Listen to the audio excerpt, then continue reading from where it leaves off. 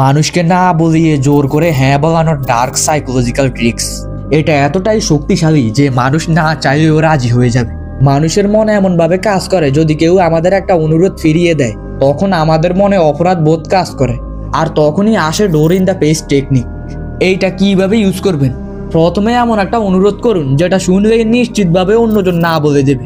এরপর তুলনামূলকভাবে ছোট একটা অনুরোধ করুন যেটা সহজ মনে হবে এবং সে রাজি হবে। যেমন ধরুন, আপনি চান কেউ আপনার কুকুরটাকে 1 ঘন্টার জন্য দেখাশোনা করুন।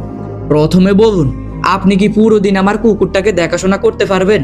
সে হয়তো বলবে, না, আমার তো অনেক কাজ আছে। এরপর আসল অনুরোধ করুন, ঠিক আছে, তাহলে শুধুমাত্র 1 ঘন্টার জন্য রাখো। এখানে কাজ করতেছে 2টি শক্তিশালী সাইকোলজিক্যাল প্রভাব। 1, প্রথম অনুরোধ ফিরিয়ে দেওয়ার কারণে সামনের ব্যক্তি অপরাধ বোধে ভুগবে। 2, দ্বিতীয় অনুরোধ প্রথমটার তুলনায় খুবই ছোট মনে হবে, তাই সে রাজি হয়ে যাবে। এই কৌশলটি ঠিকমতো প্রয়োগ করতে পারলে মানুষ অনেক সহজেই আপনার অনুরোধে হ্যাঁ বলবে। এইরকম ইনফরমেটিভ ভিডিও পেতে